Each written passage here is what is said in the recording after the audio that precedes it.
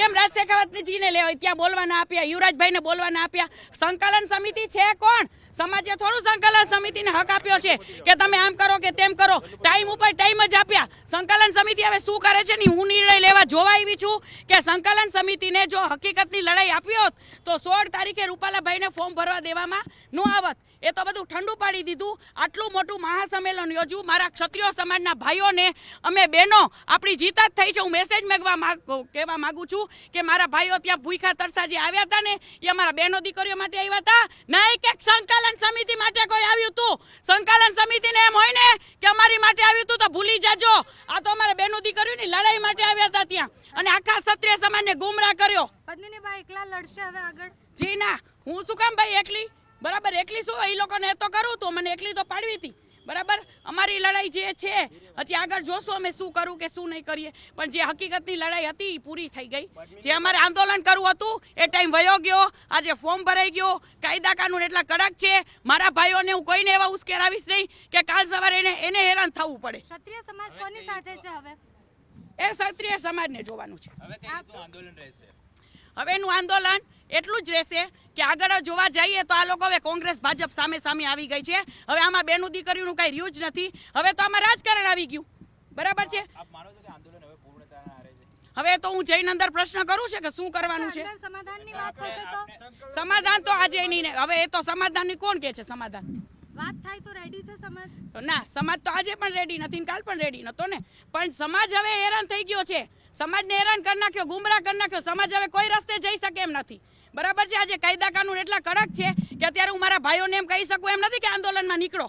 બરાબર છે. આજે કલમ કાયદાની બહુ મોટી છે અને એ હું કોઈને હાથમાં લેવા નથી માંગતી અને હું કોઈને કાયદાનો અભંગ કરો, કોઈ ઓલું કરો, એ પણ હું કોઈને સલાહ નહીં દઉં. આ કઈ મૂવી છે? આ મૂવી છે પાર્ટ 1 ને પાર્ટ 2. આ મૂવી છે. બરાબર, આ સમાજને ગુમરાહ કરી નાખ્યો આ લોકો. આ મૂવી થોડી છે.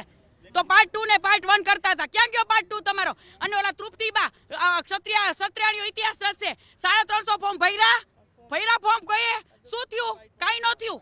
બરાબર, અમે રાજકોટના હતા મેન. તો અમને કોઈ સંકલન સમિતિ વાળા એક ફોન પણ નથી કર્યો કે તમે આમ કે તેમ ફલાણું કે ઢીકડું. આજે પદ્મિનીબાને ઇન્વિટેશન આપવામાં આવ્યું? જી ના, મને કોઈ સંકલન સમિતિ તરફથી ઇન્વિટેશન નહોતું આપવામાં આવ્યું. મને પીટી જાડેજાએ ફોન કર્યો હતો અને પીટી જાડેજા ત્યાં એમ કહેતા હતા કે સંકલન સમિતિ સારી નથી. સંકલન સમિતિ મને પણ બોલવા નથી દેતી. સંકલન સમિતિમાં હું છું પણ નહીં. ખાલી હું રૂપાલાભાઈના ઓપરેશન સુધી સંકલન સમિતિમાં છું. તો ત્યારે પીટી મામા અહીંયા શું કરે છે? અચ્છા, સંકલન સમિતિ અને ક્ષત્રિય સમાજના આગેવાનો હવે અલગ અલગ છે. જયચંદ કોણ છે? હવે એ તો ભગવાનને ખબર, કુદરતને ખબર. પણ આંદોલન તો અમારું તોડ્યું જ છે. એ બધાને દેખાય જ છે. ટાઈમ જ નીકાળ્યો. ટાઈમ ઉપર ટાઈમ. આ આંદોલનમાં મતલબ અત્યારે બેઠકોનો સમય છે. આપને લાગે છે કે બેઠકો કરવી જોઈએ કે પછી એક્શનમાં આવવું જોઈએ?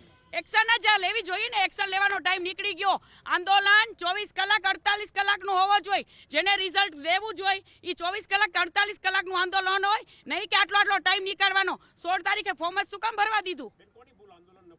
સંકલન સમિતિ.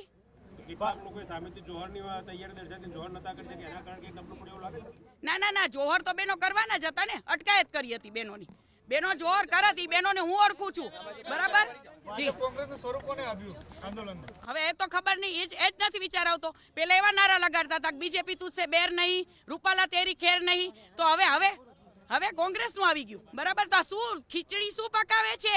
અચ્છા, પદ્મિનીબા આજે કોઈ મોટો ધડાકો કરવાના હતા, પોતાની રણનીતિ આપવાના હતા, કાલે વાત થઈ. પછી હું કહીશ. હવે હું અંદર